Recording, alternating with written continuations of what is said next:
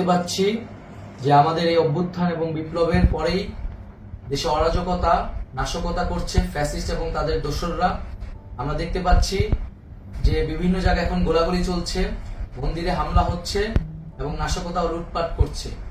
আমরা মনে করি আমাদের যে ছাত্র নাগরিকদের অভ্যুত্থান তাকে নস্যাৎ করার জন্যই পরিকল্পিতভাবে এই ধরনের ঘটনা ঘটানো হচ্ছে।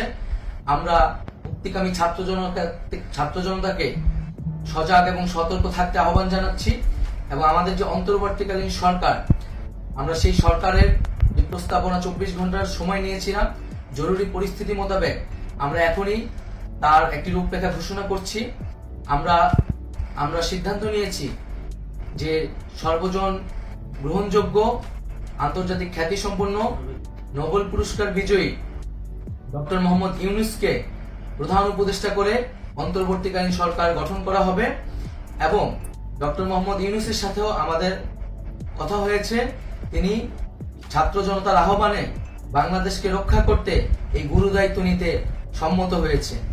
আমরা সকালের মধ্যেই আমরা এই সরকার গঠনের প্রক্রিয়া দেখতে চাই। রাষ্ট্রপতির কাছে আহ্বান থাকবে যে দ্রুত সময়ের মধ্যে ডক্টর মোহাম্মদ ইউনূসকে প্রধান উপদেষ্টা করে অন্তর্বর্তীকালীন সরকার গঠন করা হোক এবং এই অন্তর্বর্তীকালীন সরকারের বাকি সদস্যদের নামও আমরা সকালের মধ্যে ঘোষণা করব। প্রিয় বন্ধুগণ, দেশে যে অরাজকতা চলছে, মানুষের জীবনের নিরাপত্তাহীনতা চলছে, সেজন্য আমরা রাষ্ট্রপতির কাছে আহ্বান জানাচ্ছি দেশে আইন শৃঙ্খলা পরিবেশ ফিরিয়ে আনার জন্য দ্রুত সময়ের মধ্যে কার্যকর ব্যবস্থা নিতে হবে এবং আইন শৃঙ্খলা বাহিনীকে সহযোগিতা করার জন্য মুক্তিকামী ছাত্র জনতাও রাজপথে থাকবে এবং অন্তর্বর্তীকালীন সরকার গঠন না হওয়া পর্যন্ত মুক্তিকামী ছাত্র জনতাকে রাজপথে থেকে তাদের যে অভ্যুত্থান, সেই অভ্যুত্থানকে রক্ষা করতে হবে। প্রিয় বন্ধুগণ, আমরা রক্ত দিয়েছি, শহীদ হয়েছি। আমাদের যেই প্রতিশ্রুতি একটি নতুন বাংলাদেশ গঠন করার জন্য, সেটিকে আমাদের অবশ্যই বাস্তবায়ন করতে হবে এবং অবশ্যই ছাত্র জনতার প্রস্তাবিত সরকার বাদে কোনো ধরনের সরকার কিন্তু মেনে নেওয়া হবে না।